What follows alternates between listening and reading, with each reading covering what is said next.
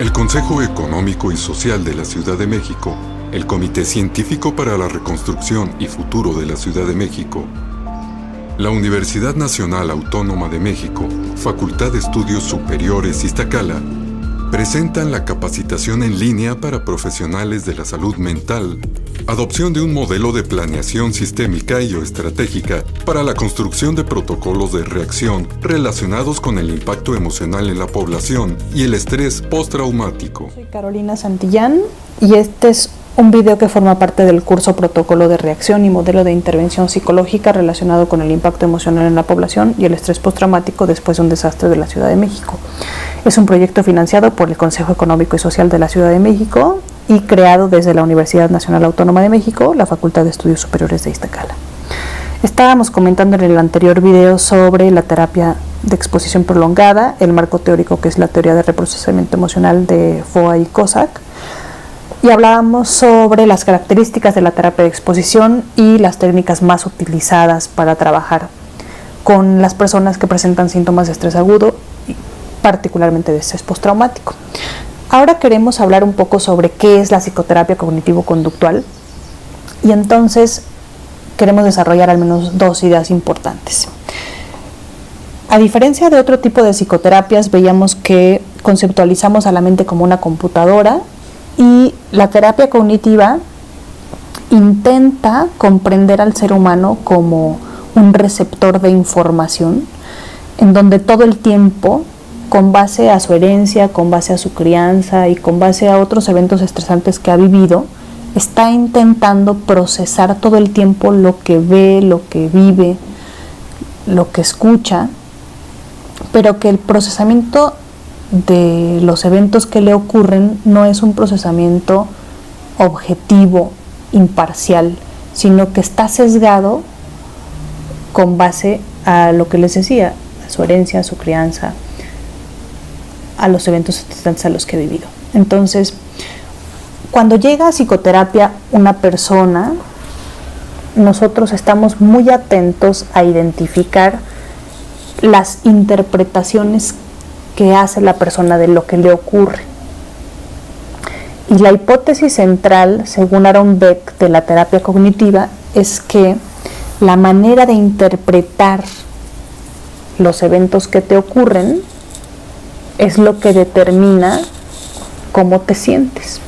Entonces, particularmente hablando de un evento altamente estresante como un sismo, el psicoterapeuta cognitivo-conductual estará muy atento a identificar aquellos pensamientos erróneos a los que llegó la persona sobre sí mismo, sobre los demás y sobre el futuro durante el evento traumático.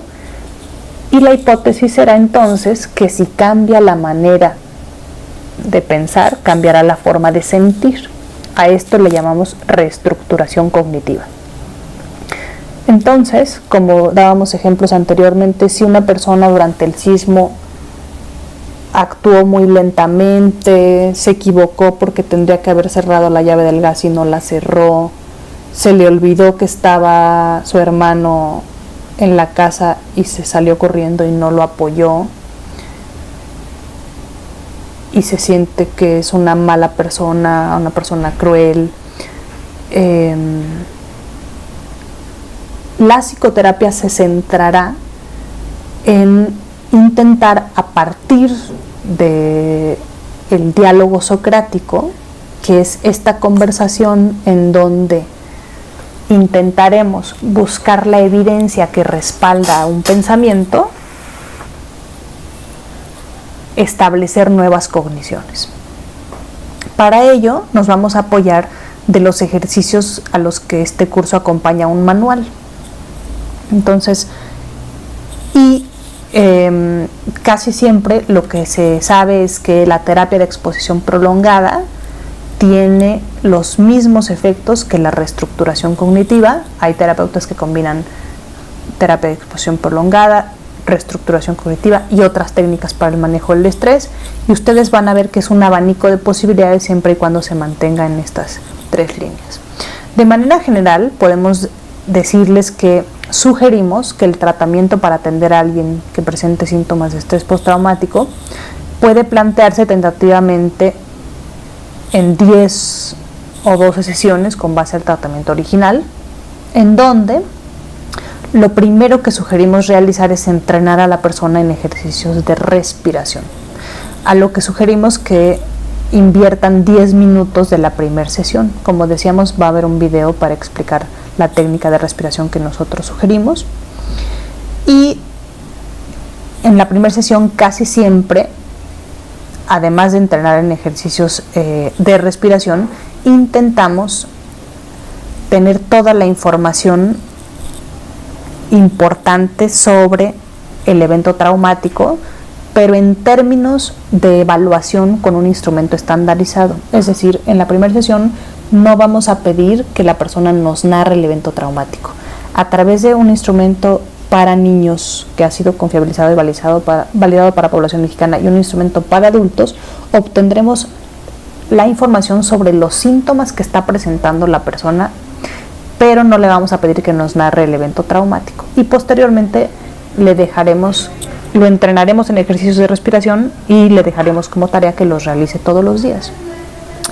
Vamos a ir poco a poco, pero queremos presentarles el esquema general. En la segunda sesión, si hace falta recabar más información, se hará, y si no, la sesión se dedicará a educar a la persona en comprender los síntomas de estrés postraumático, para en la tercera sesión presentar el modelo de terapia de exposición prolongada y empezar a realizar exposición en la imaginación de la exposición cuarta a la sesión décima, y también de manera paralela, a partir de la sesión cuarta a la décima, ir dejando como tareas exposiciones en vivo. Vamos a ir viendo poco a poco. Como decíamos, lo primero es evaluar. Entonces, ¿cuáles son las consideraciones que hay que tener en cuenta en términos del diagnóstico? Es importante distinguir cuando hay comorbilidad y no solamente la persona está teniendo síntomas de estrés postraumático, sino si está presentando alguna conducta asociada al suicidio, porque en este caso sería prioridad hacer una evaluación y canalización, si fuera necesario, primero con la persona con la que ustedes se supervisen, y en su caso con un psiquiatra o un psiquiatra. El suicidio es una conducta mucho más prevalente de lo que creemos. Se ha visto que el 80% de las muertes por suicidio estaban asociadas con sintomatología depresiva, y muchas personas dan señales tempranas y no podemos dejar pasar cualquier sospecha de que una persona está pensando quitarse la vida. Por lo tanto, si ustedes están atendiendo a una persona que tiene este tipo de conductas, es prioritario atender la depresión y las conductas asociadas al suicidio que atender el estrés postraumático. Es importante también, si los síntomas de depresión no son tan intensos, monitorearlos cada semana, porque la terapia de exposición es una terapia muy fuerte, y si una persona está deprimida, no está en condiciones de hacer terapia de exposición. Entonces, si los síntomas son leves, hay que monitorearlos. Si son moderados a graves, es la responsabilidad ética del psicólogo canalizar el caso, que reciba una evaluación, para asegurarse de que no necesita un tratamiento farmacológico, que sería un excelente apoyo para su recuperación. Y también es importante monitorear el consumo de sustancias, porque muchas personas que presentan estrés postraumático han utilizado alcohol y tabaco para intentar paliar los síntomas del trauma. Y nosotros vamos a compartirles en el manual un directorio de recursos a donde pueden canalizar los casos. Entonces, ¿qué es importante en términos del diagnóstico? Como decíamos, muchas personas que tienen estrés postraumático ya han tenido síntomas de algún otro trastorno de la ansiedad. ¿Qué caracteriza los trastornos de la ansiedad? Se caracterizan por una tendencia a poner atención a información que significa una amenaza, así como una tendencia a evitar la elaboración de esa información. Entonces, si tenemos a una persona que tiene síntomas de estrés postraumático que ya era ansiosa, podremos empezar desde la evaluación a considerar que esa persona en general utilizaba la evitación, evitaba exponerse a las cosas que le daban miedo, Y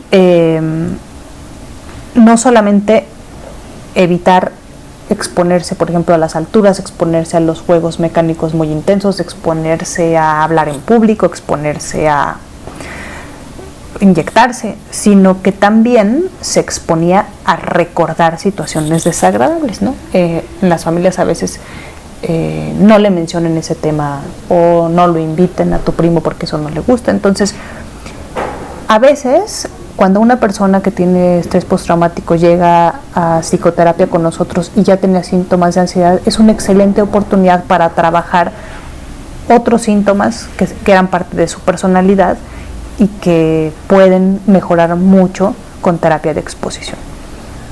Ahora, ¿qué se sabe sobre estrés postraumático y la evitación? Dice que lo que distingue al estrés postraumático es una respuesta bifásica de alivio y negación, donde se alternan respuestas intrusivas y de evitación. Entonces, como hemos dicho en otros videos, muchas veces las personas cuando han vivido un sismo no quieren pasar por el mismo lugar, no quieren hablar del tema, no quieren ponerse la misma ropa, no quieren volver a vivir, regresar a la casa donde vivían, no quieren volver a escuchar la alarma sísmica. Evitar da un alivio, pero este alivio es pasajero y en el largo plazo va impactando la vida de las personas. Y aliviarse de manera temporal es muy agradable, sin embargo impacta y va poco a poco minando en el autoconcepto de las personas, porque empiezan a tener la creencia de que no pueden tolerar los síntomas. Hay que tener entonces mucho cuidado de que cuando se está empezando a trabajar con alguien que tiene estrés postraumático y se está haciendo una evaluación utilizando instrumentos estandarizados, vamos a ver que hay una combinación de evitación de los síntomas, pero al mismo tiempo hay una serie de respuestas intrusivas. Entonces, al mismo tiempo las personas están intentando evitar, pero también su cerebro está intentando darle lógica a lo que ocurría y está recordando, soñando, reexperimentando varias veces al día. Y esta respuesta bifásica de al mismo tiempo intentar evitar e intentar recordar es lo que está fortaleciendo los síntomas de estrés postraumático. Y eso vamos a intentar indagar cuando evaluemos. Y bueno, solamente recordar que cuando estos esfuerzos por reducir el estrés usando la evitación funcionan de manera temporal, pero en realidad hacen que los síntomas permanezcan durante mucho más tiempo. ¿Qué recomendamos para hacer evaluación? Hay dos instrumentos clave para hacer una entrevista psiquiátrica muy detallada, que son el Mini 20 para adultos y CASADS para niños.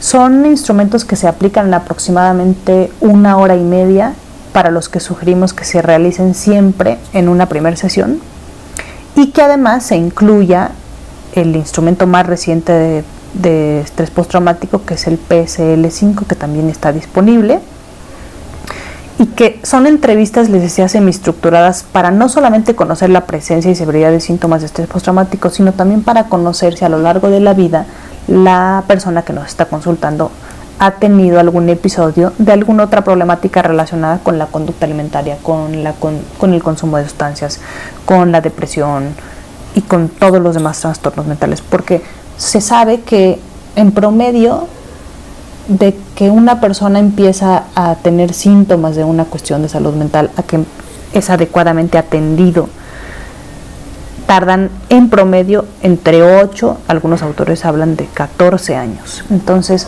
cuando llega alguien a la psicoterapia con nosotros, tal vez llegue por estrés postraumático, pero es el momento idóneo para detectar otras problemáticas que no han sido adecuadamente atendidas. Entonces, vamos a poner, cuando ustedes se inscriben al curso, van a tener acceso a estos instrumentos para que idealmente en una primera sesión no solamente evalúen traumas, sino que utilicen 2 entrevistas. ¿Qué es importante en términos diagnósticos? Saber si el estrés postraumático es una cuestión aguda, crónica o tardía. Sabíamos entonces que después del estrés agudo, que puede durar hasta un mes, hay personas que tienen síntomas muy importantes a partir de un mes, entrarían en el espacio de estrés postraumático de inicio agudo. La mayoría de los pacientes se diagnostican después de 3 meses del evento traumático, al que llamamos estrés postraumático crónico, y hay un grupo de personas que presentan los síntomas de estrés postraumático después de 6 meses de que ocurrió el evento. También hay personas que tienen exposición a muchos eventos traumáticos y es el evento traumático más reciente el que detona los síntomas de un trauma previo.